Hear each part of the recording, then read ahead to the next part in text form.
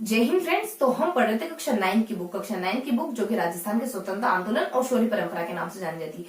चूंकि हमारी कक्षा 9 की बुक बहुत अच्छे से कंप्लीट हो चुकी है, तो अब हम क्या करने वाले हैं, तो आज अपन लेने वाले हैं कुछ कक्षा 9 की बुक का मैराथन। देखो, इस मैराथन में अपन क्या देखने वाले हैं, इस मैराथन क्लास में अपन ओवरऑल जानकारी लेने वाले हैं, यानी कि जो सातों चैप्टर हमने पढ़े हैं उनको अपन वन बाय वन एक एक करके बहुत ही अच्छी तरीके से रिवाइज करेंगे, है ना।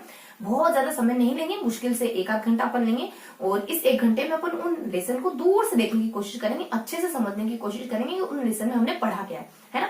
तो उन लेसनों को हमने व्यवस्थित तरीके से तो पढ़ लिया है, एक एक करके हमने अच्छे से पढ़ लिया है, लेकिन आज के सेशन में क्या करने वाले हैं, बेसिकली आज के सेशन में सिर्फ अपन मोटा मोटा देखने वाले, बिल्कुल ऊपर से देखने वाले कि उस सेशन में अपन पढ़ते क्या है आखिरकार, है ना। यानी कि अगर कोई नया बच्चा इस सेशन को देखे तो उसको ओवरऑल जानकारी हो जाए कि कक्षा 9 की बुक में हमने क्या देखा था, है ना। तो फटाफट से अपन स्टार्ट करते बिना देरी किए। तो हमेशा हर बार की तरह अपन हर बार कोई भी सेशन लेने से पहले थोड़ा थोड़ा रिवाइज तो अपन करते ही थे, लेकिन आज अपन मैराथन के थ्रू पढ़ने वाले हैं कि कक्षा 9 की जो बुक है उसमें क्या गिवन है। तो देखो, उसमें मैं थोड़ी थोड़ी जानकारी यहाँ रिटर्न करती जाऊंगी, थोड़ी थोड़ी ओवरऑल जानकारी यहाँ लिखती जाऊंगी और थोड़ा बहुत आपको थोड़ा सा सुन करके एडजस्ट करना होगा, क्योंकि अपन रीजन लेने ना तो सारा कुछ मैं यहाँ लिख तो नहीं पाऊंगी, तो थोड़ा सा एक हाईलाइट वगैरह करते जाऊंगी कुछ कुछ पॉइंट को, और कुछ कुछ आपको समझना होगा, ठीक है। तो फटाफट से अपन शुरू करते हैं इन लेसनों को। देखो, कितने लेसन पढ़े हमने, हम टोटल पढ़ते हैं कुछ 7 लेसन को। कितने लेसन देखे हमने, 7 लेसन देखे। कौन कौन से 7 लेसन है, क्रांति 1857 की क्रांति है सबसे पहला चैप्टर। देन सेकंड चैप्टर बता देते हैं हमारे कुछ क्रांतिकारियों के बारे में। देन थर्ड आ जाता है कुछ किसान आंदोलनों के बारे में। देन फोर्थ आ जाता है कुछ आदिवासी आंदोलनों के बारे में। देन फिफ्थ आ जाता है कुछ प्रजामंडल के बारे में। देन सिक्स्थ आ जाता है अपना कुछ एकीकरण को लेकर, और लास्ट अपना बहुत ही लास्ट और बहुत ही छिछला एक मतलब बहुत ही हल्का सा चैप्टर है जिसको कि अपन कुछ शौर्य परंपरा के नाम से जानते हैं ना। तो 1857 की क्रांति में क्या देखते हैं अपन, देखो मुश्किल से अपने पास लगभग एक आध घंटा लेंगे अपन। एक घंटे के दरमियान इन सारे चैप्टर को बहुत ही बढ़िया तरीके से ओवरऑल देखने की कोशिश करेंगे और बहुत ही वेल तरीके से देखेंगे। तो कितना समय है अपने पास, लगभग मुश्किल से अपन कुछ 10-5 मिनट लेंगे एक चैप्टर को कवर करने के लिए, है ना। लगभग अपन 15 मिनट तक जाएंगे तो लगभग अपन 4 चैप्टर तक पहुंच पाएंगे, तो अपन मुश्किल से 7 या 5-7 मिनट लेंगे ना एक चैप्टर को कवर करने के लिए। तो फटाफट से अपन देख लेते हैं कि हमने क्या क्या पढ़ा। तो हमने फर्स्टली देखा एक 1857 की क्रांति के चैप्टर को देखा। तो हमने फर्स्ट देखा, फर्स्ट हमारे कुछ 5 चैप्टर देखे ना, तो टोटल 7 चैप्टर देखे टोटल। तो टोटल कितने चैप्टर देखते हैं अपन, कुछ 7 चैप्टर देखते हैं। देखो, फर्स्ट देखते हैं अपन क्रांति, देन क्रांतिकारी,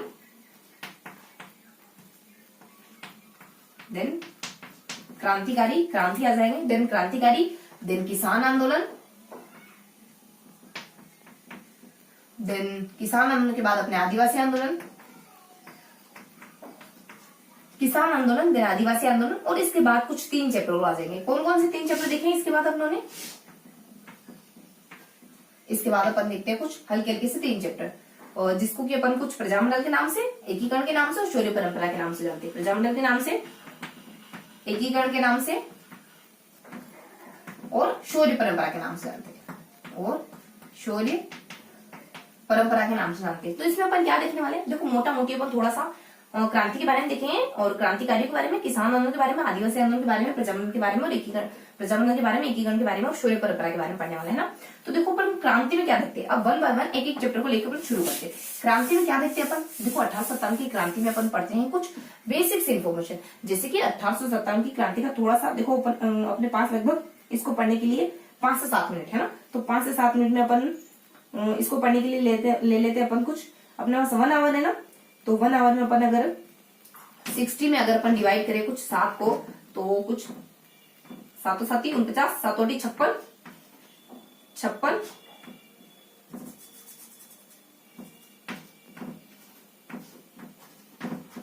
4 7 5 35, तो कुछ अपने लगभग 8 मिनट के अराउंड अपने पास एक चैप्टर को रिवाइज करने के लिए समय है ना। तो उसी अकॉर्डिंग करेंगे ताकि मुझे थोड़ा क्लियर रहे कि मुझे कितना बताना है और कितना नहीं बताना है। तो देखो 1857 की क्रांति में लगभग अपने को 7-8 मिनट के अराउंड बताना है ना। तो देखो मोटा मोटी देखो कि 1857 की क्रांति वाले चैप्टर में हमने क्या देखा था।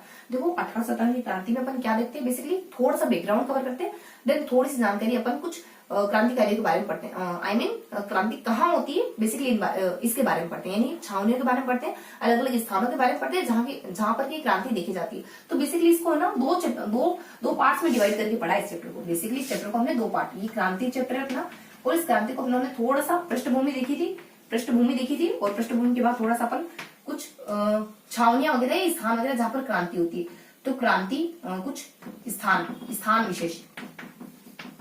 विशेष जहां पर की क्रांति देखी जाती है। देखो पृष्ठभूमि में अपन और क्या देखते हैं, पृष्ठभूमि में अपन थोड़ा सा मराठाओं के बारे में पढ़ते हैं, फिर अंग्रेजों के बारे में पढ़ते हैं। दो मुद्दों पर पढ़ते हैं अपन, मराठाओं के बारे में पढ़ते हैं यहाँ पर और कुछ अंग्रेजों के बारे में पढ़ते हैं। मराठा और अंग्रेज, इन दो मुद्दों पर पढ़ते हैं। और स्थान विशेष में कहाँ के स्थान की क्रांति अपन कवर करते हैं बेसिकली। तो यहाँ अपन देखो कुछ 2 सेशन में करते हैं ना, कुछ इस तरीके से पढ़ते हैं अपन। तो यहाँ अपन फर्स्टली अपन कहाँ की क्रांति देख लेते हैं।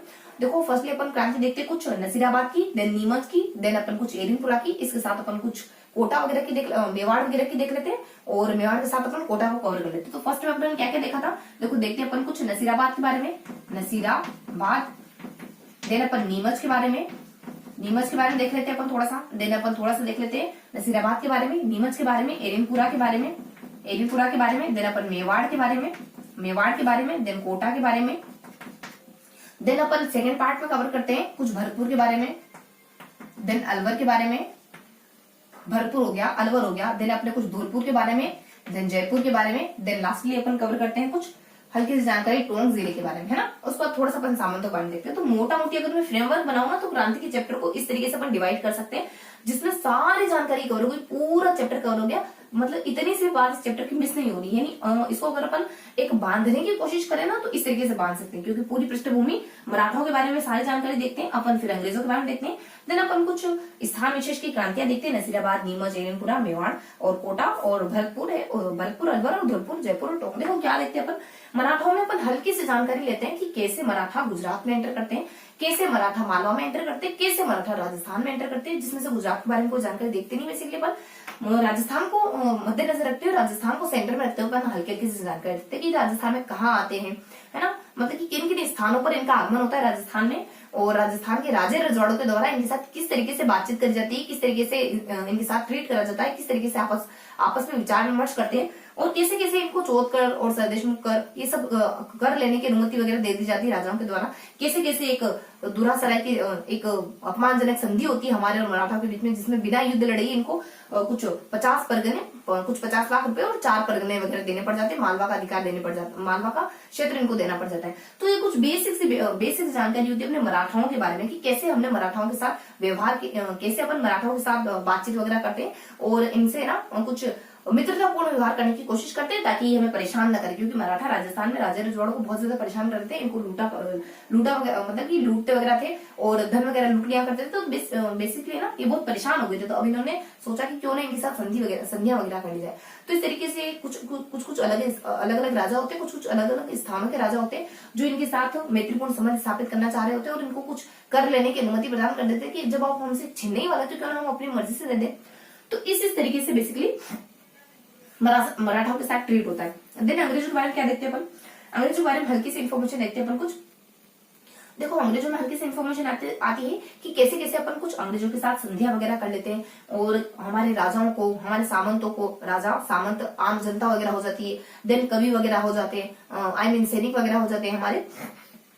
हाँ, तो हमारे जो सैनिक वगैरह हैं जो छावनियों में निवास कर रहे हैं, तो उनके साथ बेसिकली उनके ऊपर इन संधियों का क्या प्रभाव पड़ा, इस बारे में अपन जानकारी देख ले मोटा मोटी अंग्रेजों के बारे में। तो हल्की सी जानकारी अपन अंग्रेजों की संधियों की शर्तें भी देखते हैं, कुछ बेसिक शर्तें होती है, खिराज वगैरह, तो कुछ बेसिक सी शर्तें होती है, कुछ ज्यादा जानकारी होती नहीं।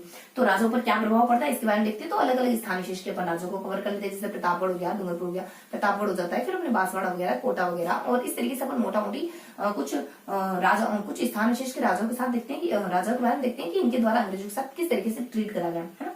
सामंतों में अपन थोड़ा सा देख लेते हैं, सामंत किस तरीके से परेशान हो रहे हैं, देन हमारा आर्थिक इलाका किस तरीके से परेशान हो रहा है, मतलब कि आर्थिक क्षेत्र है जो किस तरीके से अंग्रेजों के हथवारे चला गया, परेशान गया, किस तरीके से अंग्रेजों के हथवारे चढ़ गया। तो इस तरीके से अपन मोटा मोटी अंग्रेजों के बारे में जानकारी ले लेते हैं ना। उसके बाद इनमें अपन क्या देखते हैं, बेसिकली इतना ही देखते हैं अपन कि यहाँ क्रांतियां कब कब होती है, देन किन किन के द्वारा की जाती है, बस इतना ही देखते अपन। तो यहाँ पे अपने कुछ नसीराबाद में कुछ अपने 28 मई को और 18 जून को ये दिल्ली वगैरह पहुंच जाते हैं यहाँ के क्रांतिकारी। नीमच में अपने 3 जून को और कुछ 18 जून को दबा दी जाती है। एर्नाकुलम में कुछ 21 अगस्त को शुरू होती है और कुछ अपने 20 जनवरी 1958 को कंप्लीट वगैरह हो जाती है। 1858 को क्रांति यहाँ पे दबा दी जाती है कुछ ठाकुर कुशाल सिंह को हराने के साथ साथ। उसके बाद अपन मेवाड़ के बारे में बताते हैं, दिलकोटा के बारे में। मेवाड़ में क्या जानकारी होती है, मेवाड़ में हल्की सी इन्फॉर्मेशन दी जाती है कुछ मेवाड़ में कुछ हल्की सी इन्फॉर्मेशन दी जाती है कि यहाँ पे 27 में 18 57 को पत्र वगैरह लिखा जाता है और मेवाड़ के शासक के द्वारा, और सामंतों को कहा जाता है कि आप राजा का साथ दो और राजा के साथ अच्छी तरीके से आप इन अंग्रेजों का साथ दो, अंग्रेजों के खिलाफ बगावत वगैरह मत करो। देन कोटा के बारे में, कोटा में क्रांति बहुत भयानक रूप ली थी। यहाँ 15 अक्टूबर को शुरू होती, 22 मार्च को खत्म होती है। 22 मार्च को तब खत्म होती है जब रोबोट्स यहाँ पे सेना वगैरह लेकर के आते हैं। देन भरतपुर, अलवर, धौलपुर और जयपुर टोंक में क्या बताया जाता है। भरतपुर में देखो क्रांति कब होती है। भरतपुर में बेसिकली क्रांति कुछ हल्के से रूप में दिखाई देती, बहुत ज्यादा डेप्थ में नहीं दिखाई देती। यहाँ पे क्रांति होती है, तो क्रांति होने के साथ साथ मोरिसन को यहाँ के राजा आने से मना कर देते हैं। यहाँ के जो पीए होते हैं वो कहते हैं मोरिसन को कि आप यहाँ पे एंटर मत करो, हो सकता है कि नीमच की सेना आपके ऊपर हमला करे। देन अलवर में क्रांति कुछ ज्यादा दिखाई नहीं देती, बस यहाँ पे जो मेव जाति होती है, मेव या गुर्जर जाति है, वो क्रांति में शिरकत कर रही होती है। देन धौलपुर, जयपुर, टोंक के बारे में देखो, धौलपुर के बारे में क्या इन्फॉर्मेशन होती है। धौलपुर में कुछ क्रांति शुरू हो जाती है, यही अपने लगभग कुछ अपने अक्टूबर 1857 के दरमियान, और दिसंबर आते आते क्रांति को दबा दी जाता है पटियाला की सेना के द्वारा, और ग्वालियर और इंदौर के व्यक्तियों के द्वारा क्रांति करी जाती है यहाँ पर। देन अपने जयपुर के बारे में और टोंक के बारे में क्या बताया जाता है। बेसिकली जयपुर और टोंक के बारे में हल्की हल्की सी इन्फॉर्मेशन है। जयपुर में कुछ सामान्य जानकारी बताई जाती है और टोंक में भी बस हल्का सा बताया जाता है कि मीर आलम खां करके एक शख्स होते हैं टोंक के, वो चाह रहे होते हैं कि यहाँ क्रांति ना हो, लेकिन इनके चाहने से क्या होता है, क्रांति तो होती है यहाँ पे, और यहाँ की सेना जो है वो क्रांतिकारियों का भरपूर सहयोग करती है। देन जयपुर में थोड़ा सा बताते हैं कि यहाँ के राजा थोड़ा है ना कुछ सनकी टाइप के होते हैं। जब इनको पता चलता है कि कुछ 3-4 व्यक्ति हैं जो अंग्रेजों का सपोर्ट, अंग्रेजों के विरोध के लिए कुछ गुट बनाकर कोशिशें कर रहे हैं, तब यहाँ के राजा के द्वारा उन व्यक्तियों को सजा वगैरह दे दी जाती है, और कुछ को तो निष्कासित कर दिया और कुछ जेल वगैरह डाल दिया। सादुल्ला को निष्कासित कर देते, बाकियों को जेल भिजवा देते, बाकी जो इनके साथी वगैरह होते हैं। तो इस तरीके से अपने हल्की सी इन्फॉर्मेशन होती है इसमें। तो ये हमने देखा कुछ 18 शताब्दी की क्रांति के बारे में। तो इस तरीके से हमने फर्स्ट चैप्टर कवर कर लिया। देखो बहुत ज्यादा मैं लेंदी नहीं करूंगी, हल्की हल्की सी जानकारी देनी थी, जो बता दी। पृष्ठभूमि के बारे में पढ़ लिया, देन अपन ने कुछ स्थान विशेष के बारे में देख लिया। ठीक है, तो आपको समझ आएगा। मैं भी मराठा में अपन क्या देखते हैं कि राजस्थान के राजाओं के द्वारा किस किस तरीके से इनके साथ ट्रीट करा जाता है, उसके बारे में अपन जानकारी लेते हैं। ये राजस्थान में कुछ इलाकों में एंटर करते हैं, उनके बारे में अपन पढ़ते हैं। तो यहाँ अपन क्या पढ़ते हैं, बस बेसिकली मैं आपको वही बताना चाह रही थी। तो हल्की हल्की जानकारी बताई कि राजस्थान के कौन कौन से इलाके हैं जहाँ पर मराठे एंटर कर रहे हैं, देन इनके साथ मराठाओं के साथ हमारे राजे रजवाड़ों के द्वारा किस तरीके से ट्रीट वगैरह करा जाता है। देन मराठे कब क्षीण हो जाते हैं, जब अंग्रेजों का आगमन होता है कुछ 1751 के दरमियान, तब मराठे क्षीण होने लग जाते हैं। तो इस तरीके से हमने इस पूरे लेसन के बारे में एक ओवरऑल जानकारी ली। इससे पहले वाले अगर आप मेरे सेशन देखोगे ना, तो आपको स्पष्ट क्लियर हो जाएगा कि मैं क्या बताना चाह रही हूँ आपको। अब सेकंड अपन पढ़ लेते हैं कुछ थोड़ा सा, नेक्स्ट पढ़ लेते हैं अपन, नेक्स्ट देख लेते हैं अपन क्रांति के बाद हल्की सी जानकारी। अब कुछ क्रांतिकारियों के बारे में लेते हैं, कुछ क्रांतिकारियों के बारे में पढ़ लेते हैं। देखो अपन क्रांतिकारियों में क्या देखते हैं। क्रांतिकारियों में अपने 2 सेशन लिए थे, उन दोनों ही सेशन में हमने क्या क्या जानकारी ली थी, इस बारे में थोड़ा सा अपन पढ़ लेते हैं। देखो क्रांतिकारियों में अपन कुछ हल्की सी इन्फॉर्मेशन देखते हैं, कुछ सामान्य जानकारी। सबसे पहले अपन कुछ डूंगर जी जवाहर जी के बारे में, कुछ डूंगर जी और जवाहर जी के बारे में। सेकेंड इन्फॉर्मेशन अपन ले लेते कुछ लोठू जी निठारवाल के बारे में, लोठू जी निठारवाल के बारे में। देन हल्की सी जानकारी ले लेते हैं अपन कुछ लोठू जी निठारवाल के बाद अमरचंद के बारे में, अमरचंद के बारे में। देन अमरचंद के बारे में, देन अपन नेक्स्ट जानकारी ले लेते हैं कुछ अमरचंद के बाद अपन अगली जानकारी पढ़ते हैं कुछ विजय सिंह के बारे, विजय सिंह पथिक के बारे में, विजय सिंह पथिक के बारे में। देन नेक्स्ट अपन थोड़ा सा देख लेते हैं अर्जुन लाल सेठी के बारे में,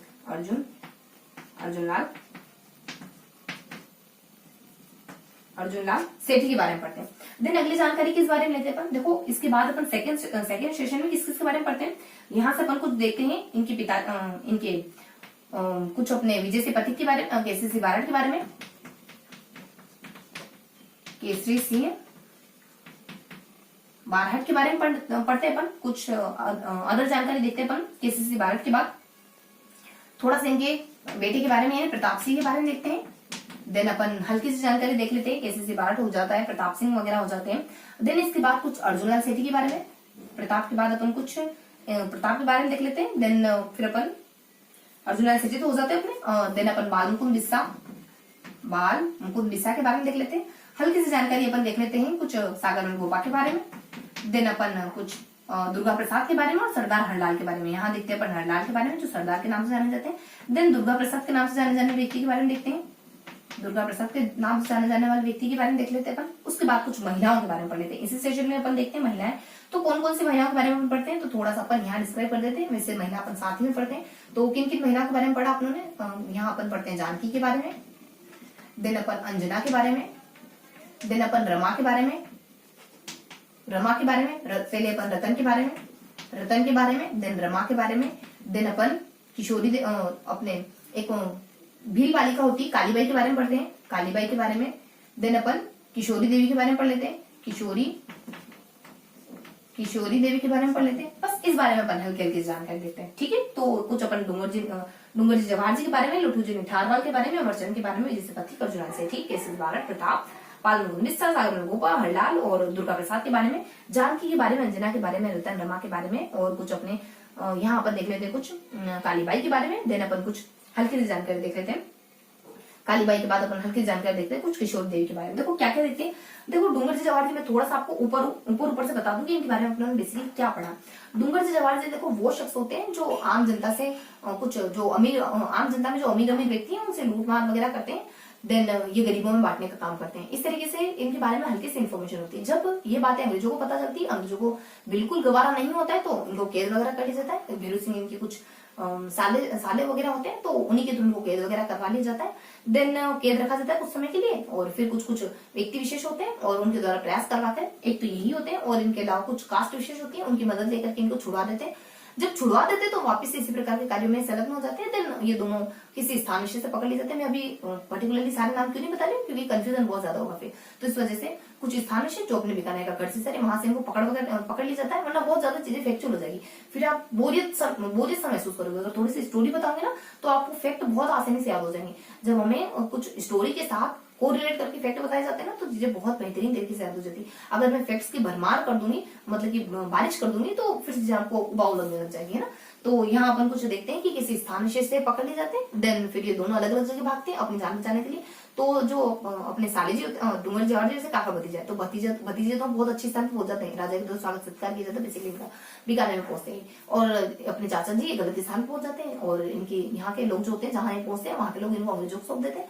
अंग्रेज वापिस इन्हीं को सौंप देते हैं जहां से इनको उठाया था, जोधपुर से, कि तुम ही रखो। वैसे हमसे बहुत जनता बहुत नाराज है, अगर इनको अपन सजा वगैरह देंगे, इनके साथ बुरा ट्रीट करेंगे, तो जनता हमारा बुरा हश्र करने वाली। तो इस तरीके से वापस इन्हीं को वहीं लौटा देते हैं, जोधपुर के दुर्ग में इनको लौटा देते हैं, और देन वहीं पर इनका देहांत हो जाता है। इस तरीके से अपने डूंगर जी जवाहर जी के बारे में इन्फॉर्मेशन देखते हैं। डूंगर जी जवाहर जी काका भतीजे थे, डूंगर जी काका जी थे, और जवाहर जी अपने भतीजे थे, है ना।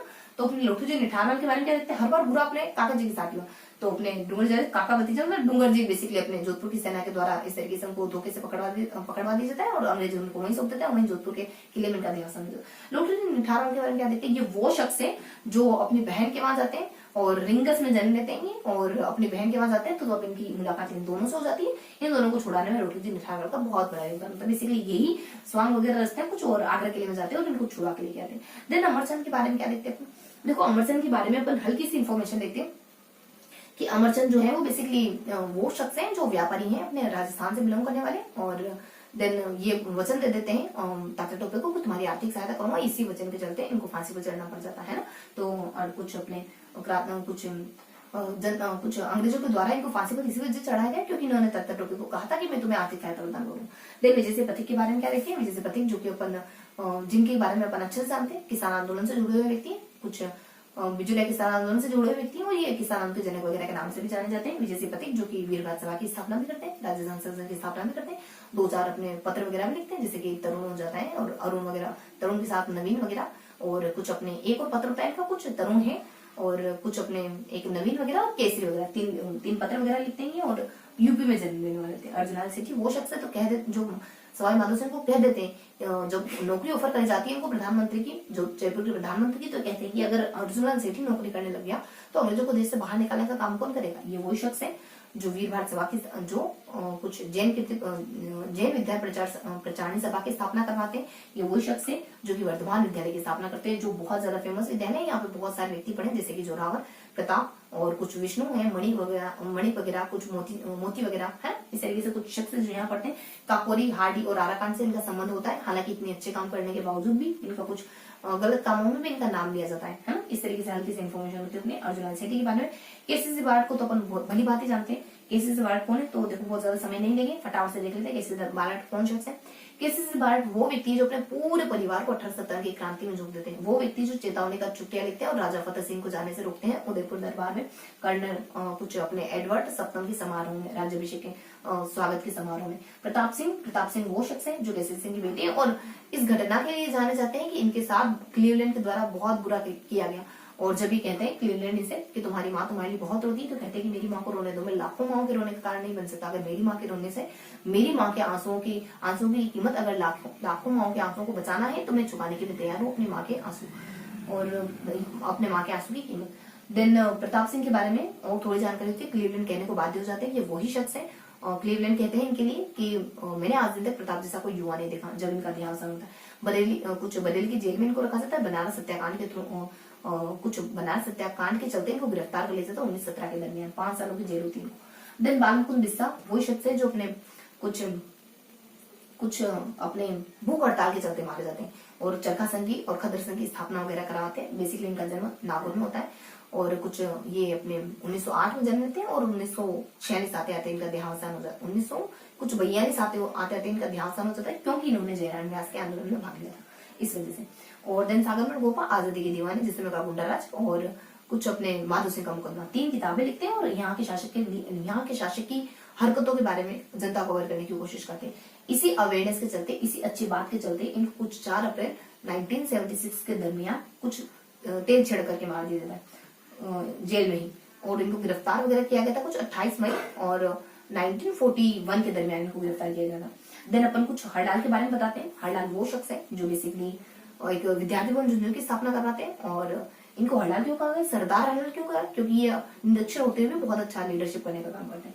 देन दुर्गा प्रसाद के बारे में, ये वो शख्स है जो अर्जुन सेठी द्वारा स्थापित वर्धमान स्कूल में पढ़ करके आए और अपने दुर्गा प्रसाद वो शख्स है जो कुछ दैनिक नवज्योति पत्रिका लिखते हैं और कुछ अपने 1947 का जो आजादी का आंदोलन था 30 से लगाकर 47 तक आजादी के आंदोलन में शिरकत करते हैं, कई बार जेल वगैरह में जाते हैं। बेसिकली बिलोंग करने वाले होते हैं अपने कुछ ये अपने नीम का खाना सीकर से बिलोंग करते हैं। देन अपने जानकी वो महिला है जो एक अपने रूढ़िवादी परंपराओं को छोड़कर कुछ 1857 या फिर अपने कुछ क्रांति में शिरकत करती है। कैसे, कुछ 1944 का समय होता है जब जयपुर में सत्याग्रह आंदोलन हो रहा है, जयपुर पंजाब लड़की के लिए, तो वहां ही भाग लेती है और पति के देहावसान के बाद ये राजस्थान गो सेवा संघ की अध्यक्ष वगैरह चुन ली जाती है। थोड़ी सी जानकारी और बताते हैं जानकी के बारे में। एमपी से बिलोंग करने वाली होती है, ठीक है। इनके पतिदेव कौन है, इनके पति हैं कुछ अपने एक रामनारायण चौधरी अपने अंजना के पति हैं और इनके पति अपने जमनालाल बजाज है ना। उसके बाद अपन अंजना के बारे में देखते हैं। ये वो महिला है जो 20 साल में पर्दा प्रथा को त्यागती है और रियासती विभाग में सबसे पहले फांसी पर चढ़ाई जाने वाली महिला बनती। क्यों, 21 से 24 मेवाड़ और बूंदी की महिला को मोटिवेट करने का काम करिए। 1802 आते रामनारायण चौधरी के साथ होता है और इनका विवाह कुछ 1902 के दरमियान होता है। देन रतन शास्त्री हीरालाल शास्त्री की पत्नी होती है। रतन शास्त्री हीरालाल शास्त्री की जो हीरालाल शास्त्री द्वारा स्थापित की हुई और कुछ जीवन कुटीर नाम से बालिकाओं की शिक्षा के लिए एक संस्थान की स्थापना करती है जिसमें भरपूर मदद करती है। 2 चीजों और मदद करती है। 42 में जो अंडरग्राउंडेड लोग हैं या अधिकारी हैं उनके लिए मदद करती है और 1939 के दरमियान जो कुछ अपने कुछ जयपुर के लिए सत्याग्रह होता है यहाँ पे उसके लिए मदद करती है। बेसिकली मैंने जयपुर के सत्याग्रह के लिए पिछले नामों में वर्णन करा है ना जयपुर के सत्याग्रह के लिए, तो वहां नहीं है बेसिकली ये करती है जयपुर के सत्याग्रह में शिरकत। तो रतन शास्त्री कुछ 1939 का समय था। अब मैंने कहा बोल दिया जस्ट, तो उसको थोड़ा सा ध्यान रखना कि वहां नहीं, अब रतन शास्त्री में कुछ जयपुर का सत्याग्रह। देन रमा कौन होती है, रमा देखो लादूराम की पत्नी होती है और बेसिकली 7 साल में इनका विवाह हो गया था और 11 साल होते निधन हो गया था इनके पति का। दोबारा विवाह होता है लादूराम गांधीवादी विचारधारा व्यक्ति से 1931 में जोड़ी जाती है। तो क्या जब पुलिस अधिकारी के द्वारा इनको प्रताड़ित किया जाता है तो कहती है कि मैं तब तक आती रहूंगी तब तक ही किसानों के साथ यहाँ अत्याचार होता है। कालीबाई भी 13 वर्षीय बीज बालिका है जो अपने सेंगाबाई इनके टीचर जो माने जाते हैं उनके लिए कुछ संघर्ष करती है और यानी बेसिकली अपनी दराती से उनको जब उनको घसीट कर ले जाया जा रहा होता है तो दराती से उनकी रस्सी वगैरह काट देती है। तो इनको कुछ 18 जून 1947 का समय होता है तब इनको कुछ घायल वगैरह कर दिया जाता है और जब 20 जून का समय आता है तब इनका देहावसान हो जाता है। देन थोड़ा सा अपन बताते हैं कुछ किशोरी देवी वो महिला है जो 10,000 महिलाओं का संगठन स्थापित कर देती कट्टर महिलाओं में। क्यों, क्योंकि सिंहों मान सिंह द्वारा आदिवासी महिलाओं के साथ दुर्व्यवहार किया गया 1934 में स्थापित होता है।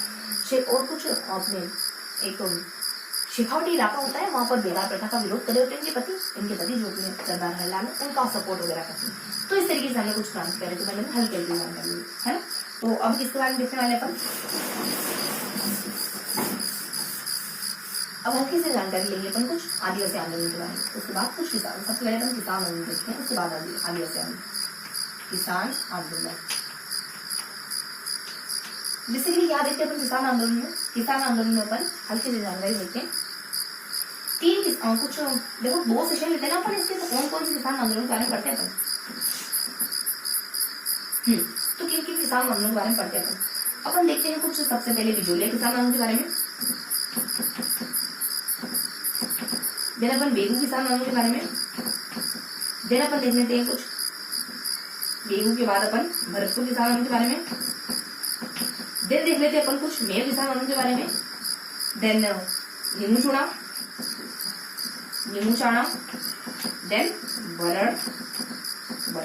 यहाँ अगला देखते हैं अपन कुछ जयपुर किसान आंदोलन के बारे में, देन अपन शेखावटी किसान आंदोलन के बारे में,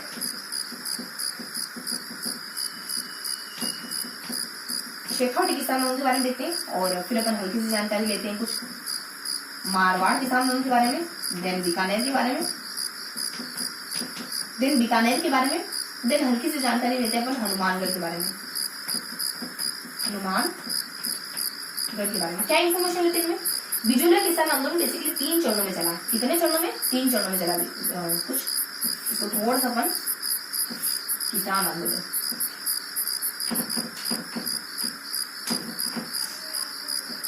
ठीक है। तो यहाँ अपन कुछ इन किसान आंदोलन के बारे में पढ़ते हैं। देखो बिजोलिया किसान आंदोलन ने क्या देखा था, 3 चरणों में चला था बिजोलिया किसान आंदोलन हमारा कुछ। तो कौन कौन से चरणों में चलता है, ये कुछ अपना 1897 से लगा करके, यानी 57 से लगा करके जो 15 तक, 15 से लगा कर 23 तक, 23 से लगा कर 41 तक, 3 चरण होते हैं। तीनों चरणों में कुछ न कुछ घटनाएं हैपन होती है ना। फर्स्ट चरण में सबसे महत्वपूर्ण घटना है कुछ चौरीकर होता है जो कृष्ण सिंह के द्वारा लगा। सेकंड में सबसे इंपॉर्टेंट घटना होती, तो पूरा नहीं बता रही मैं आपको, ओवरऑल बता रही। सेकंड चरण में सबसे इंपॉर्टेंट घटना होती है विजय से कथित जुड़ जाते और समझौता हो जाता है सेकंड चरण में। थर्ड चरण में हो जाता है कि समझौते टूटने लग जाते हैं। देन फाइनली समझौता होता है जब मनोहर के द्वारा वीटी राघवाचारी के द्वारा अपने कुछ मनोहर शख्स को, यानी जो राजस्व मंत्री होते हैं, इनको भेजा जाता है, दीवान होते हैं राघवाचारी, तो अपने राजस्व मंत्री कुछ मनोहर को भेजा जाता है। देन यहाँ बिजोलिया किसान आंदोलन के किसानों को सेटिस्फाइड कर दिया जाता है इनके द्वारा। कैसे? क्योंकि इनकी शर्तें वगैरह मानी जाती, कुछ इनकी हल्की शर्तें होती है कि हमारा थोड़ा कर वगैरह कम कर दो, टैक्स इतना ज्यादा लिया जा रहा है उसको थोड़ा कम करो, रिड्यूस करो। तो ये बातें जब मान ली गई तो यहाँ का आंदोलन फिनिश हो गया, बस इतना सा बताते हैं।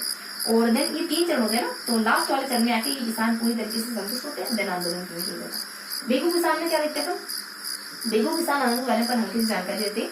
यहाँ पर बोल्शेविक समझौता देखते हैं मेनली अपन, और कुछ अपने एक स्थान होता है मेनाल और बिल्कुल, वहां पर कुछ व्यक्ति मारे जाते हैं, उनके बारे में देखते हैं। भरतपुर के बारे में क्या देखते हैं, यहाँ पे व्यवस्था बहुत अच्छी है, 31 तक कोई किसानों का आंदोलन वगैरह नहीं होता है, बिल्कुल शांति रहती है। लेकिन जब 1931 में नया कर लगाया गया, तब यहाँ पे कुछ किसान आंदोलन वगैरह दिखाई देते हैं। देन उनको भी दबा दिया जाता है। 5 तरीके की जातियां निवास करती हैं और 95% जो भूमि है वो यहाँ सरकार के अंदर में आती है। मेयर के बारे में क्या देखते हैं, मेयर के बारे में अपन हल्की से इन्फॉर्मेशन देखते हैं कि यहाँ किसानों का लीडरशिप करने वाले व्यक्ति यासीन खान होते हैं। एक बिलग्रामी नामक, एक अजीजुद्दीन नामक एक व्यक्ति होते हैं, उनके नेतृत्व में एक समिति की स्थापना करी जाती है, और ये समिति किसानों के आंदोलन को दबा देती है, उनकी मांगों को पूरा कर देती है ना। तो इस तरीके से अपन, और यहाँ पे कुछ एक संस्थान वगैरह की स्थापना की होती है, अंजुमन खादिम करते हैं, ठीक है। ये कुछ 1932 के दरमियान कर दी जाती है, और कुछ अंजुमन कुछ एक शख्स होते हैं अपने मोहम्मद हादी, उन्हीं के द्वारा करी जाती है। देन में नीमूचौड़ा क्या देखते हैं, यहाँ पर भी एक हत्याकांड होता है, नीमूचौड़ा में ही होता है। यहाँ पर कुछ व्यक्ति, कुछ 800 व्यक्ति शिरकत कर रहे होते हैं किसान सभा में। देन इन पर फायरिंग वगैरह कर दी जाती है, तो इसी को इस वजह से इस घटना को जलियांवाला बाग या बैरवत की उपाधि दे दी जाती है। यहाँ सुअरमानी की अनुमति नहीं थी, जिसके साथ सुअरमानी की अनुमति भी मिल जाती। देन बरड़ के बारे में देखो, बरड़ में भी इतना ही बताते हैं। एक हत्याकांड होता है डाबी गाँव में, कुछ 2 फरवरी 1923 के आसपास एक हत्याकांड होता है। देन यहाँ के किसानों के साथ समझौते हो गए, लेकिन यहाँ के किसान सेटिस्फाइड थे नहीं पूरी तरीके से। इस वजह से कुछ 1936 का समय था, 1936 का, जब आंदोलन दोबारा शुरू होता है, अपनी कुछ शर्तें बनवाते हैं, देन किसान सेटिस्फाइड होते हैं। कुछ जयपुर के बारे में देखते हैं कि यहाँ बहुत से ठिकाने होते हैं, सांभर है, गिडवाना है, तोरावटी है, देन खेतड़ी वगैरह हो जाता है। इस तरीके कुछ तोरावटी भी होता है। इस तरीके के कुछ जिले होते हैं यहाँ पर, और आई मीन ठिकाने वगैरह होते हैं। तो इसमें से जो सीकर ठिकाना है, यहाँ पर किसान आंदोलन सबसे पहले हुआ, क्योंकि यहाँ के जो शख्स है कल्याण, वो कह रहे थे कि मैं नेक्स्ट अगली ईयर से तुम्हारे करों में थोड़ी कटौती करूंगा, लेकिन ऐसा करता नहीं है ये बेसिकली। तो इस वजह से यहाँ किसान लोग उग्र होते हैं, और जब बातें दूर दूर तक फैल जाती है इनके कल्याण के बारे में, तब इनको कहा जाता है थोड़ा सा आप आपकी भूमि व्यवस्था को बदलो, तो कुछ कर और बढ़ा देते हैं, ये 2 आना कर और ज्यादा बढ़ा देते हैं किसानों को लीडरशिप करने के लिए। जब हरिनारायण और एक शख्स होते हैं अपने रामचंद्र और हरिनारायण यहाँ आते हैं, तब इस किसान आंदोलन को और ज्यादा मोटिवेशन मिलता है, इन किसानों को और ज्यादा मोटिवेशन मिलता है, किसान आंदोलन और परवान चढ़ जाता है। और यहाँ पे बहुत सारी सभाओं की स्थापना हो जाती है, जैसे जाट सभा की स्थापना हो जाती है, पिलथान में सभा की स्थापना होती है, जाट महायज्ञ वगैरह होता है, कुछ घटनाएं होती है, जैसे कोदनगांव में घटना होती है, जैसे कि वही अपने कट्टारखंड वाली घटना हो जाती है, महिलाओं के साथ बुरा व्यवहार हुआ वो वाली घटना होती है।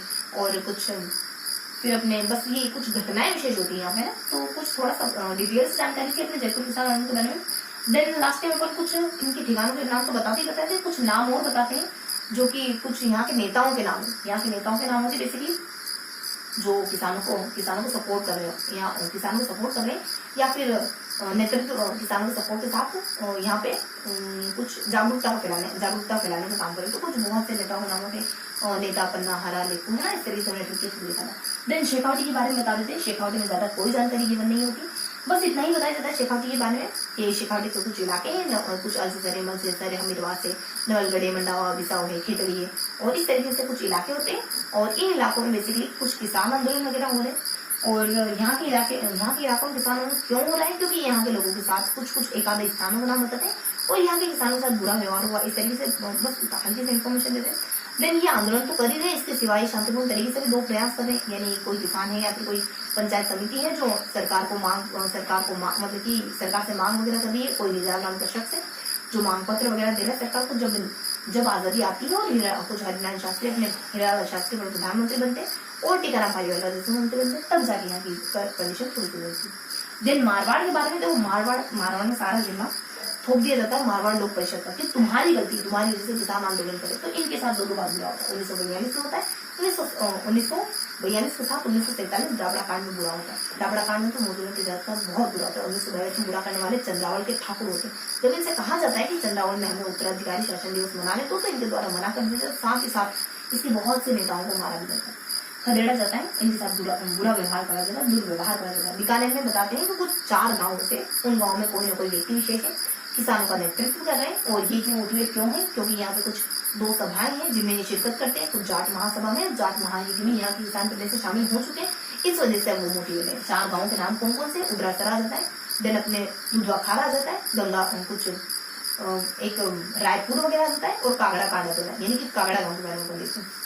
इनमें व्यक्ति कौन होते हैं, जीवन होते, क्रमशः जीवन होते, हनुमान होते और बिरबल होते, और लास्ट में अपने कुंभराम करते होते। हनुमानगढ़ के बारे में सिर्फ एक शख्स के बारे में पढ़ते हैं, हरदत्त नाम के व्यक्ति होते हैं। मजिस्ट्रेट की जॉब छोड़कर 3 दिसंबर 1946 का समय होता है, जब किसानों के लिए एक कमेटी की स्थापना करते हैं, और यहाँ सभाएं वगैरह करी जाती है। इस तरीके के शख्स होते हैं यहाँ के हरदत्त। तो ये हमने देखा मोटा मोटी जानकारी किसान आंदोलन, बिजुलिया के बारे में, बेगू के बारे में, भरतपुर के बारे में, के बारे में, के बारे में, जयपुर, शेखावटी, मारवाड़, बीकानेर और हनुमानगढ़ के बारे में। अब क्या देखना है अपने को, अब देखना है कुछ आदिवासी आंदोलन के बारे में। आदिवासी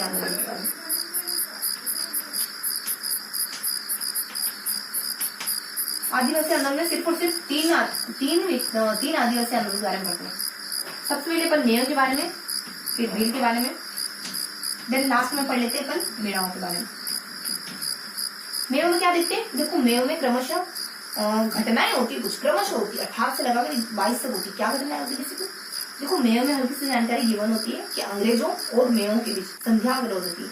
1-2 साल हुआ नहीं और अंग्रेज कहते थे तुरंत संध्या तोड़, तो संध्या तोड़ने के फलस्वरूप हम तुम पर हमला करने का रखते हैं।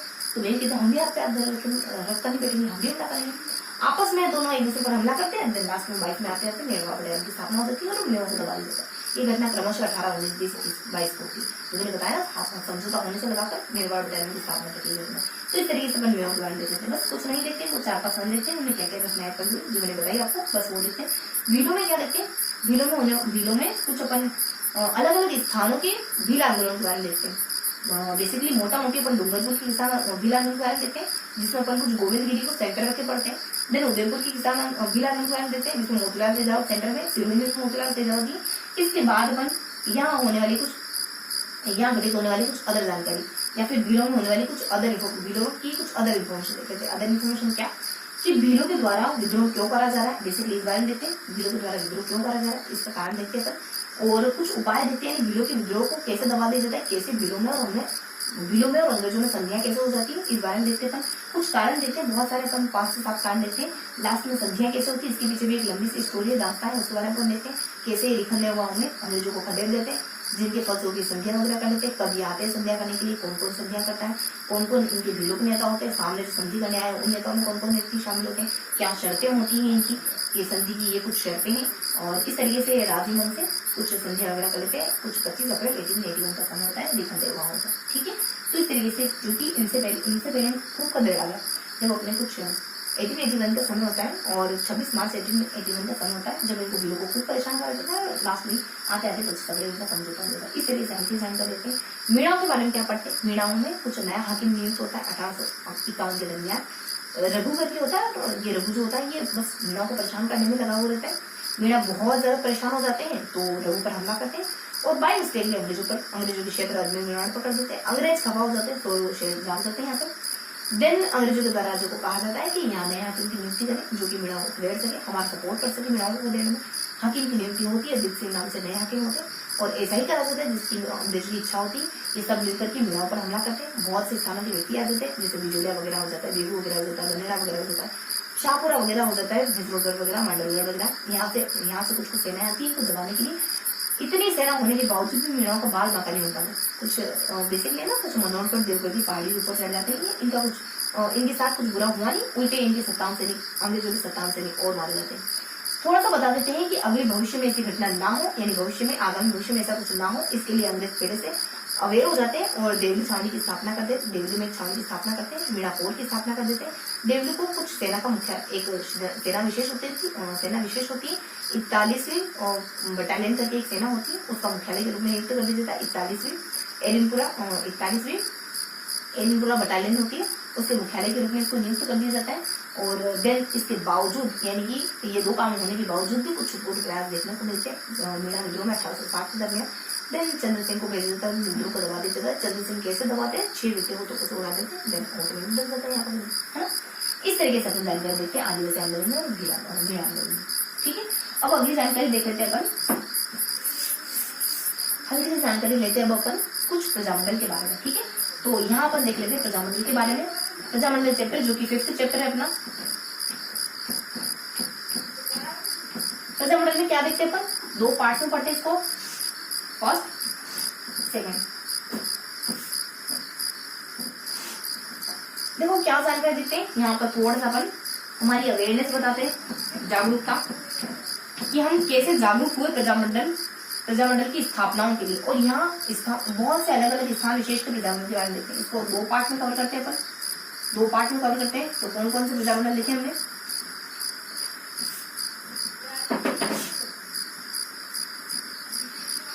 ठीक है। तो इस वाले टॉपिक को अपन कुछ 2 पार्ट में डिवाइड कर लेते हैं। तो हल्की सी जानकारी लेते हैं अपन कुछ।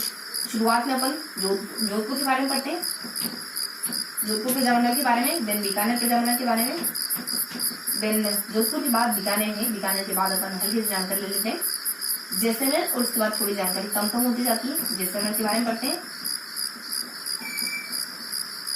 देन मेवाड़ के बारे में पढ़ लेते हैं,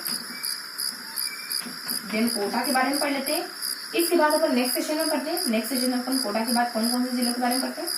कोटा के बाद अपन जानकारी लेते हैं बूंदी के बारे में। बूंदी के बाद अपन पढ़ते हैं जयपुर के बारे में। जयपुर के बाद अलवर, धौलपुर, कबीर, इन 4 जिलों के बारे में, अलवर, भरतपुर,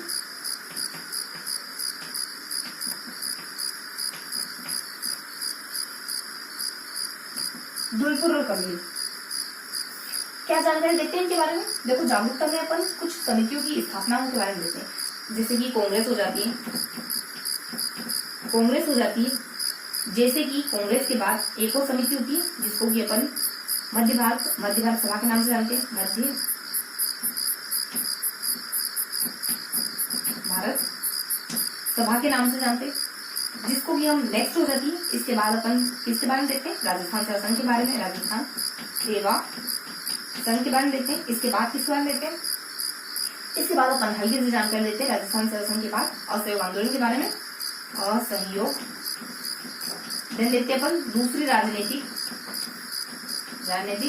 कॉन्फ्रेंस के बारे में। इस तरीके से अपन कुछ जागरूकता को लेकर के देखते हैं कि ये सारी समितियां या ये सारी सभाएं स्थापित हो रही थी, इन सारी संस्थाओं की स्थापना हो रही थी, इस वजह से हम अवेयर होने के प्रजातंत्र आंदोलन करते हैं। कांग्रेस की स्थापना 85 के दरमियान 1985, मध्य भारत की 1918 के दरमियान, राजस्थान संघ की 1919 और कुछ अपने असहयोग आंदोलन 1920 में होता है, 21 में परवान चढ़ जाता है।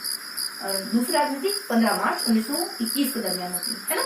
और इस तरीके से अपन हल्की से जानकारी लेते हैं इसके बारे में। देन अपन थोड़ा ये भी देखते हैं कि बहुत सारे लोग ऐसे भी थे जो अभी भी अंग्रेजों का सपोर्ट कर रहे हैं, जैसे कि उदयपुर, बीकानेर, जोधपुर वगैरह, और बस ये कुछ 3 इलाके थे अपने। बीकानेर राज्य क्यों है करें, बेसिकली अंग्रेज इनको थोड़ा इनके साथ पोलाइट बिहेव कर रहे हैं इस वजह से। कभी इनको एक कुछ युद्ध सम्मेलन का मंत्री नियुक्त करते हैं, कभी इनको पेरिस वगैरह भेजते हैं जर्मनी से वार्ता विमर्श करने के लिए। और नरेंद्र मंडल की स्थापना इस तरीके से जब अच्छा काम हो रहा है ना, तो बीकानेर के राजा अभी भी अंग्रेजों के सपोर्टिव होते, सपोर्ट करने वाले थे। देन अपन जोधपुर में क्या देखते हैं, जोधपुर में तो सिर्फ और सिर्फ प्रजातंत्र आंदोलन में अपन विद्रोह वगैरह देखते हैं।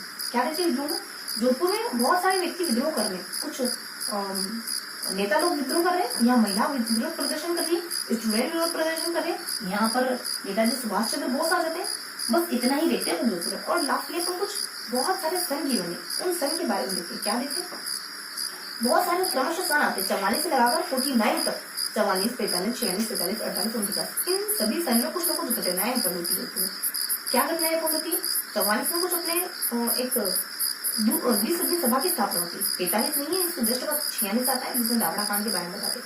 45 में यहाँ उम्मेद राजा का देहावसान बताते हैं। 48 में बताते हैं कि यहाँ पर प्रजामंडल की स्थापना हो गई थी। 48 में बताते हैं वीपी मेनन समझाने के लिए आते हैं उम्मेद के स्थान पर जो हंस बनाया उसको, क्योंकि वो वेंकटचारी के स्थान पर अपने परिवार के सदस्यों को मंत्रिमंडल में नियुक्ति दे रहा है। देन 50 का समय आता है जब यहाँ पर राजस्थान राजस्थान में विलीनीकृत हो जाते हैं। इस तरीके से अपन देखते हैं।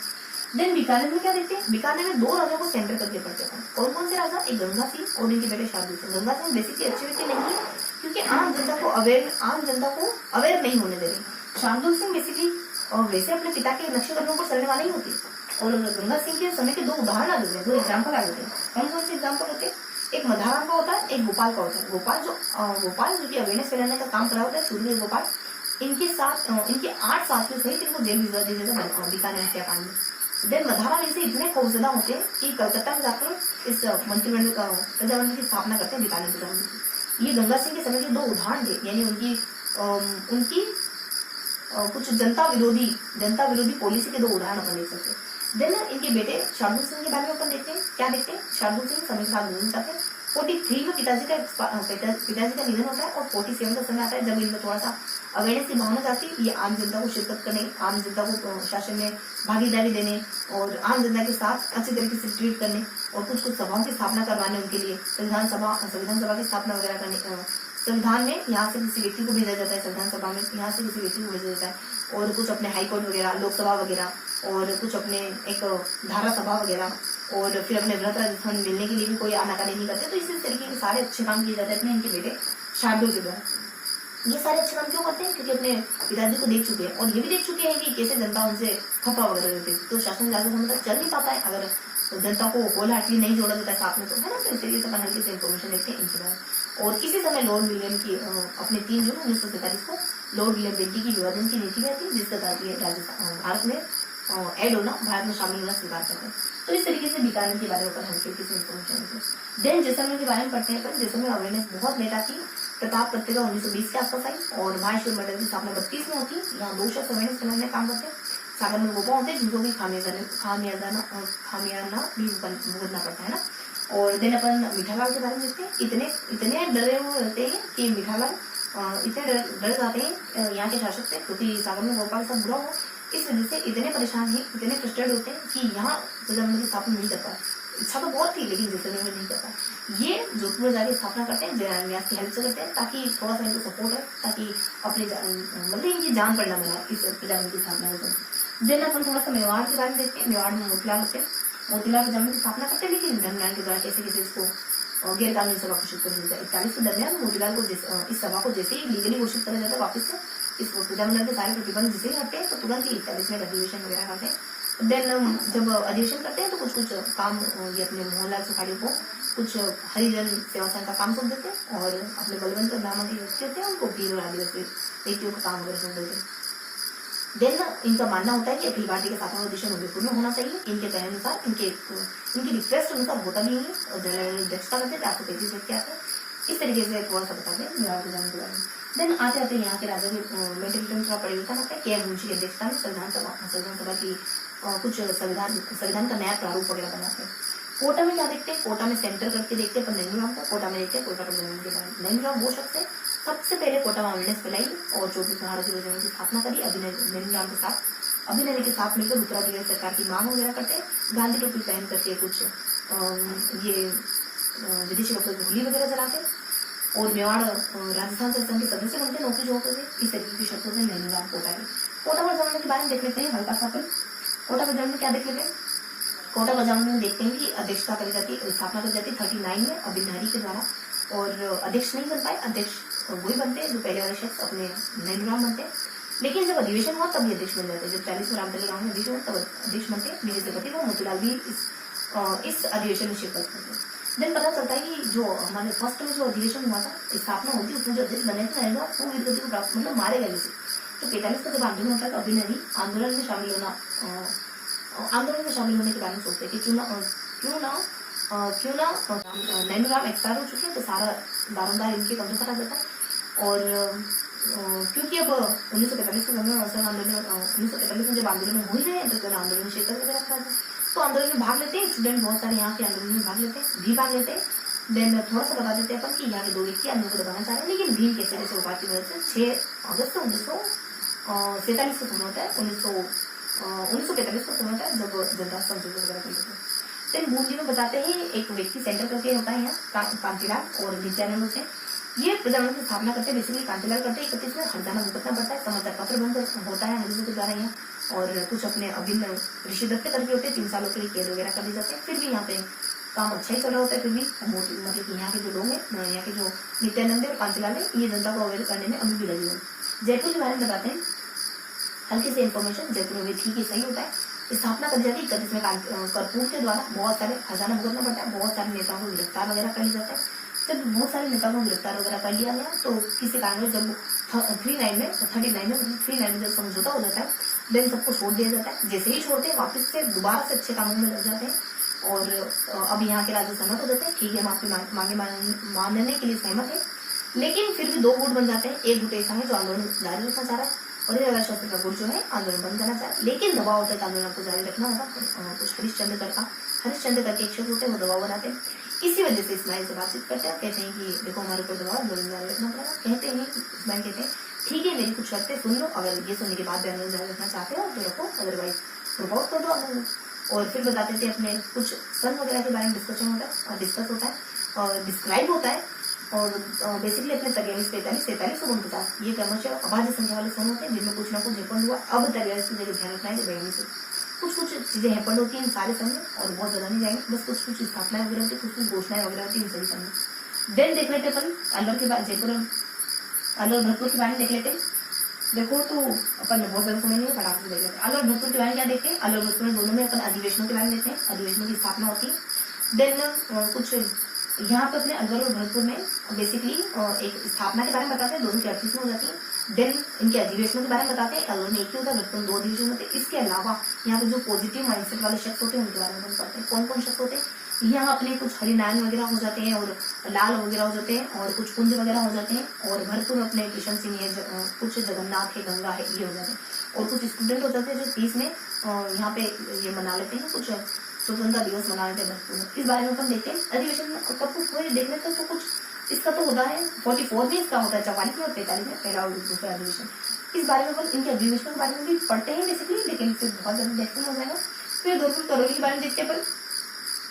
धौलपुर करौली में क्या देखते हैं, देखो हल्की हल्की से जानकारी देते हैं। धौलपुर करौली में स्थापना देखते हैं दोनों की, दोनों में कुछ विशेष घटना हुई इसके बारे में देख लेते हैं। यहाँ धौलपुर में विशेष घटना हुई कि जब अधिवेशन कुछ एक अधिवेशन हो रहा था तो राजा के द्वारा अधिवेशन में जो व्यक्ति वगैरह शामिल होते हैं उनके ऊपर हमला वगैरह करवाया जाता है। देन करौली में यहाँ के राजा के द्वारा एक समिति की स्थापना जरूर करी गई 11 सदस्य, लेकिन जब आम जनता के द्वारा मांग करी थी थोड़ा बढ़ा दो ताकि हमारे जनता में से प्रतिनिधि इसमें ज्यादा चुन कर आ सके। तो ये साफ इनकार कर देते। स्थापना 36 में, स्थापना 38 में। तो इस तरीके से स्थापना प्रजातंत्र की स्थापना होती है। कौन कौन करता है वो तो हमने देख ही रखा है। यहाँ पे अपने कुछ एक ही होते हैं, एक श्रद्धानाथ अवेयरनेस प्लान का काम करते हैं। यहाँ पे अपने कुछ प्रश्न पारिवारिक होते हैं। यहाँ पे 3-4 नीति द्वारा बन जाती है, चिरंजीवी और इस तरीके से अपने 2 नीति होते हैं। तो इस तरीके से हमें जानकारी दी। इसके बाद अपन कुछ और जिला विशेष का नाम लेते हैं, स्थान विशेष का नाम लेते हैं और किसने स्थापना करी वो देखते हैं अपन। ये दक्षिण राजस्थान जिले में प्रतापगढ़, बांसवाड़ा, डूंगरपुर और सिरोही वगैरह, इनमें सिर्फ नाम देखते हैं किस किसने करी, जैसे चुनारी, अमृतलाल, भूगल पांड्या वगैरह हो जाता है ना, और इसे बीताराम वगैरह हो जाता है। इस तरीके से बताइए। अब देख लेते हैं पितामही के बाद छठा चैप्टर झोंकी एकीकरण के नाम से जाना जाता है। साफा अपने शौर्य परंपरा के नाम से एकीकरण में क्या वही 7 चरण देखते हैं। 7 चरणों का नाम थोड़ा सा अलग है। यहाँ पे 4 चरण यहाँ देख लेते हैं और कुछ 3 चरण यहाँ देख लेते हैं। यहाँ नाम कुछ अलग तरीके से दिए है ना। पहला है अपने मत्स्य, यहाँ मत्स्य ही है। दूसरा कहते हैं राजस्थान संघ ही है। तीसरा कह देते अपन विलय, उदयपुर का विलय, उदयपुर विलय।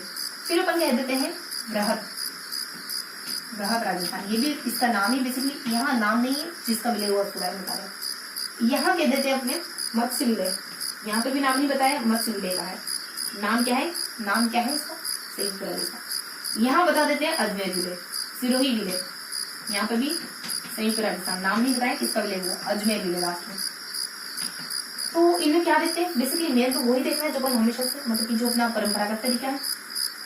स्थापना देखते हैं, कौन प्रधानमंत्री है और कौन राष्ट्रपति है, कौन उपराष्ट्रपति है। स्थापना की किसके द्वारा उद्घाटन किया जाता है, कौन कौन सी रियासत है। 4 रियासतें आ जाती है। गोल्डन उद्घाटन वगैरह करते हैं, कुछ राष्ट्रपति उपराष्ट्रपति के बारे में, और शुभारंभ वहाँ के प्रधानमंत्री वगैरह होते हैं। इस तरीके से राजस्थान राजस्थान में बहुत सारे जिले होते हैं। दक्षिण राजस्थान के 3-4 जिले होते हैं। फिर अपने हार्दिक के 3-4 जिले होते हैं। और देन अपने कुछ संतली इलाकों के 2 जिले, अजमेर की किशनगढ़ और शाहपुरा 2 रियासत। ये सारे जिले अपने 3 मार्च 1948 में शामिल होते हैं। उदयपुर को मिलाने की बहुत कोशिश होती है लेकिन मिल नहीं पाया, इसलिए सेपरेट मिलता है। बांसवाड़ा भी शामिल होता है। तो कहते हैं चंद्रवीर सिंह ने अपने उदयपुर का विलय होता है जब 5 अप्रैल को गोलीकांड होता है। राजा मजबूर हो जाते हैं विलय होने के लिए, लेकिन फिर भी अपनी मजबूरी में भी पैसे मांगने में पीछे नहीं रहते। 20 लाख रुपए मांगते, सबको 10-10 देने, इनको 20 देते हैं और ताउम्र राष्ट्रों का पद भी देते हैं। तब जाके मिलते हैं। उद्घाटन की बारी आई तो कहते हैं कि रुक जाओ। उद्घाटन कोटा को कहते हैं कि रुक जाओ, उदयपुर भी शामिल हो ही रहा है। यहाँ के कोटा को कहते हैं रुक जाओ, उदयपुर शामिल हो ही रहा है। साथ में उद्घाटन करा के साफ मना कर देते हैं, हम नहीं रुकने वाले। फिर उदयपुर का उद्घाटन होता है 18 अप्रैल 1948 को और मोतीलाल को प्रधानमंत्री और भोपाल सिंह को राष्ट्रपति बना दी जाती। जवाहरलाल नेहरू सलाह देते हैं कि मंत्रिमंडल की स्थापना करो। नहीं पता चले तो राम मंदिर से पूछना कैसे करनी है।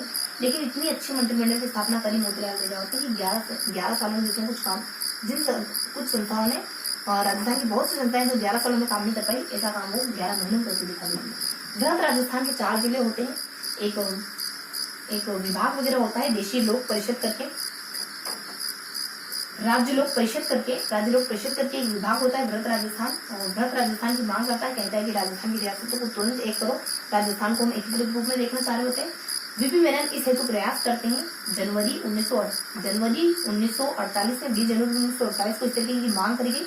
दिसंबर 1948 को ये प्रयास करते हैं और कुछ रियासतों को एक करने के लिए, मिलाने के लिए प्रयास करते हैं। देन कुछ एक समारोह वगैरह होता है। सरदार वल्लभ भाई पटेल के द्वारा पहले से डिक्लेयर कर दिया जाता है कि कुछ जयपुर, जोधपुर, बीकानेर और जैसलमेर की रियासतें राजस्थान में विलीन हो गई है, जबकि हुई नहीं होती है। अब वीपी मेनन की जिम्मेदारियां बढ़ गई, चूंकि पहले से घोषणा वगैरह कर दी गई तो वीपी मेनन की जिम्मेदारियां बढ़ गई।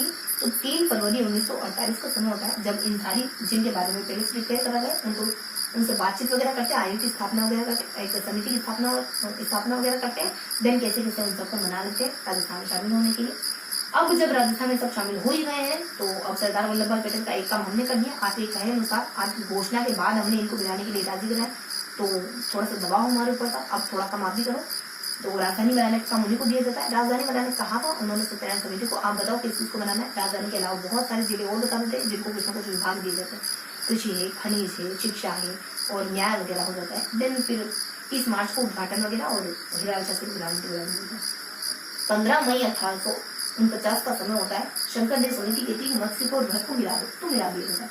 सिरोही मिलाने के लिए बहुत प्रयास होते हैं। नवंबर 43 में गुजरात में मिला जाता है। राजस्थान में हिरालाल शास्त्री बहुत कोशिश करते हैं कि सिरोही राजस्थान में आ जाए। उदयपुर के नेता बहुत कोशिश करते हैं कि सिरोही राजस्थान में आ जाए। सिरोही हिरालाल शास्त्री प्रयास करते हैं। 10 अप्रैल को लेटर लिखते हैं सरदार पटेल को, कहते हैं कि पता चला है कि उदयपुर में गया। तो हम उम्मीद करें कि सिरोही भी बहुत जल्दी मिल जाएगा, क्योंकि Sirohi is equal to Porus, Sirohi is equal to crocodile Bhatt. तो हम उम्मीद करें कि हमें सिरोही बहुत जल्दी मिलेगा। उदयपुर के नेता वगैरह होते हैं, जब जवाहरलाल नेहरू यहाँ पे स्पीच देने के लिए आते हैं तो कहते हैं कि सिरोही स्टेशन का क्या होगा, सिरोही हमारे राजस्थान में कब शामिल होगा। सरदार वल्लभ भाई पटेल जब इनकी बातों को सुनते हैं तो ये गुहार लगाते हैं, जवाहरलाल नेहरू गुहार लगाते हैं सरदार वल्लभ भाई पटेल से कुछ ना कुछ इलाका पे दे दो, तो घाटन और कुछ अन्य इलाका हमें मिल जाता। अजमेर 1952 में हबीबा उपाध्याय की सरकार होती है, कहती है कि रियासतों को एक करना इतना ठीक नहीं है उनके विकास के लिए, उनके अच्छे उनके भले के लिए इतना ठीक नहीं कि वो अकेले होगा, अलग ही रहे तो ज्यादा बेहतर होगा। लेकिन इनकी बातों की नाफरमानी करते हुए, नाकदर करते हुए, बिना ध्यान देते हुए कुछ 1 नवंबर 1956 का दिन होता है जब अजमेर को भी मिला लिया जाता है और सिरोही का वो इलाका जो अभी तक बम्बई में शामिल था उसको भी राजस्थान में शामिल कर लिया, जनसुने टप्पा और आबूरोड का इलाका भी राजस्थान में शामिल कर लिया इस दिन। इन 7 चरणों से पहले 2 राजा ऐसे थे, 2 जिलों के राजा ऐसे थे जो अभी भी कोशिशें कर रहे थे कि राजस्थान को कैसे एकीकृत करें। 46 का समय होता है, जब 46 का समय होता है, हाँ देखिए तुम थोड़ा सा यहाँ देख लीजिए। 46 मान लो कि चलो 2 राजाओं को मैं थोड़ा सा बता देती हूँ, एक उदयपुर है, एक जयपुर है। यहाँ पर भोपाल के द्वारा कोशिश करी जाती है, कुछ 46 का समय होता है और एक 47 का समय होता है। दोनों ही समय में दोनों ही साल कोशिश करते हैं लेकिन इनको सफलता नहीं मिलती। जयपुर के राजा होते हैं एक मान सिंह करके, कोशिश करते हैं वीटी राघाचारी के साथ मिलकर के, कहते हैं कि कुछ विभाग हम इकाई के अंतर्गत रखेंगे, सेंटर के अंतर्गत रखेंगे, बाकी सब आपको दे देंगे। ये सलाह नहीं माने तो दूसरी सलाह मान लो, छोटी छोटी रियासतें बड़ी रियासतों में एकीकृत हो जाए, यही हमारी इच्छा। कोई नहीं मानता, यहाँ पर भी कोई नहीं मानता, इस तरीके से हमको छल की जानकारी देते हैं एक ही गाँव। अब क्या जानकारी देंगे हमको, लास्ट हमें शौर्य परंपरा के बारे में देखना। 7वां चैप्टर शौर्य परंपरा, 7वां चैप्टर शौर्य परंपरा। क्या देखते अपन शौर्य परंपरा में, अलग अलग महावीर चक्र किसको मिला, परमवीर चक्र किसको मिला, अशोक चक्र किसको मिला, और राजस्थान के देखते अपन 2 चक्र। कीर्ति चक्र किसको मिला है, कीर्ति चक्र के अलावा एक और देख लेते अपन, बस कीर्ति चक्र ही देखते अपन है ना। तो राजस्थान में कीर्ति चक्र किसको मिला इस बार देख लेते हैं। तो ये पुरस्कार देख लिए, लास्ट में पुलवामा हमला देख लेते हैं, पुलवामा। इसके अलावा थोड़ा सा सामान्य जानकारी करके एक बिंदु बनाते हैं ताकि बची कुछ जानकारी इसके अंतर्गत समेट ली जाए, है ना। तो इसमें प्रदीप के बारे में, अरुणा के बारे में, अंकिता के बारे में और कुछ प्रताप और जोरावर के बारे में, 4-5 व्यक्ति होते हैं, कुछ 4-5 शख्स होते हैं, उनके बारे में अपन देखते हैं। क्या देखते हैं, महावीर पुरस्कार 2 व्यक्तियों को मिला, सिर्फ और सिर्फ 2 व्यक्ति, फिरोज सिंह, शैतान सिंह। फिरोज सिंह होते झुंझुनू के, शैतान सिंह होते जोधपुर। दोनों ये 1948 के दिन भाग लेते हैं, ये 1962 के दिन भाग लेते हैं, शहीद हो जाते हैं महावीर पुरस्कार। ये 52 में पुरस्कृत होते हैं, ये 63 में पुरस्कृत होते हैं। फिर परमवीर चक्र मिलता है कुछ 6 से लगभग 9 व्यक्तियों को मिलता है। चुनाराम को मिलता है और ढोकल सिंह को मिलता है, रघुवीर को मिलता है, उदय को मिलता है और चंदन को मिलता है। उदय को मिलता है, उदय के बाद हनुमत को मिलता है, भवानी को मिलता है, चंदन को मिलता है, सुगन को मिलता है, दिगेंद्र को मिलता है। इन सबको मिला। ये कौन से युद्ध में शामिल होते हैं ये सारे व्यक्ति, और कुछ अदर जानकारी इनके बारे में आ जाती है। इस तरीके से हल्की हल्की जानकारी। अशोक चक्र के बारे में ये चैप्टर ज्यादा इंपॉर्टेंट है नहीं होते। अशोक चक्र में को मिलता है, कुछ 5-7 व्यक्ति होते हैं जिनको अपन थोड़ा सा ट्रिकी तरीके से देखते हैं कि उस व्यक्ति को सलाम जो दान करता है। तो अपने कुछ सुरेश है, सुल्तान है और महावीर वगैरह हो जाते हैं और लाल सिंह वगैरह हो जाते हैं और कुछ दत्त होते हैं, पीके दत्त करके कुछ होते हैं, पीएन दत्त करके, और कुछ अपने जो दान करता है तो सलाम उस व्यक्ति को जो दान करता है। तो बेसिकली नाम वगैरह देखते हैं। ये कुछ 83 लोगों को मिले अब तक, है ना। राजस्थान में कीर्ति चक्र के बारे में देखते हैं। इसमें हम ट्रिकी तरीके से देखते हैं किसको मिले हैं। अमर को मिलता है, राम को मिलता है, सुखराज को मिलता है, राम और देवी कुछ अपने करणी वगैरह को मिल जाता है। उसके बाद जेम्स थॉमस वगैरह को मिल जाता है। उसके बाद कुछ अपने सौरभ वगैरह को मिल जाता है। देन अपन देखते हैं सौरभ और जेम्स थॉमस को 2006 में मिला है। देन थोड़ा सा देख लेते हैं कुछ 483 लोगों को मिला है। पुलवामा हमला अपने 14 फरवरी 2019 को हो जाता है और कुछ अहमद डर्राउस के द्वारा किया गया है। अहमद डर्राउस जो काकरापोरा से बिलोंग करने वाले हैं। हम भी बदला लेते हैं, हमारे 40 जवानों का बदला लेते हैं हम भी। और समय होता है कुछ 26 फरवरी 2019 का समय होता है जब हमारे द्वारा इन पर हमला करा जाता है। यहाँ के काकरापारा के 300 लोगों को मार दिया जाता है और कुछ 16 और 21 ये 2 हवाई जहाज आपस में लड़ते हैं, भारत और पाकिस्तान के। 2015 में अभिनंदन जो कि अपने जो अभिनंदन अपने पाक चले जाते हैं, पाकिस्तान चले जाते हैं। कुछ समय होता है 15 अगस्त 2019 का जब इनको सम्मानित करा जाता है। क्योंकि ये चले गए थे कुछ 27 फरवरी 2019 के दरमियान ये पाकिस्तान चले जाते हैं। एक मार्च को लौट करके आते हैं। इस वजह से वो कुछ 15 अगस्त के दरमियान पुरस्कृत वगैरह करा जाता है, वीर चक्र वगैरह देते हैं, सूरज गढ़ को तैनात वगैरह कर दिया जाता है गुना में। सामान्य जानकारी देखते हैं प्रदीप कौन है। देखो इसी तरीके से अपन देश के लिए काम नहीं कर सकते। प्रदीप कवि है और ए मेरे वतन के लोगों लिखते हैं और रामचंद्र का मूल नाम है और बड़नगर में पैदा होते हैं। प्रदीप के बाद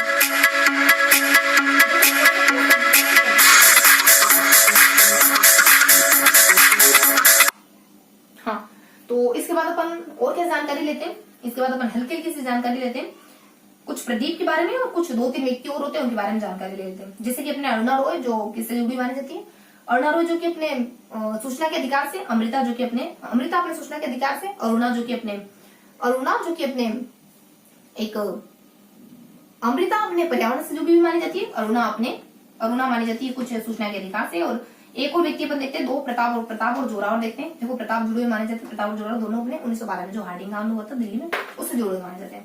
तो देखो ये था हमारा आज का सेशन जिसमें हमने कक्षा 9 की जो बुक है ना उसको ओवरऑल रिवाइज करने की कोशिश करी। जो बच्चा फर्स्ट बार देख रहा है उसको बहुत ही बेसिक जानकारी पता चलेगी, मतलब कि आपको एक फ्रेमवर्क मिल जाएगा कि इस बुक में आखिरकार गिवन क्या है। तो ये था हमारा आज का सेशन। आई होप आज का सेशन आपको पसंद आया होगा।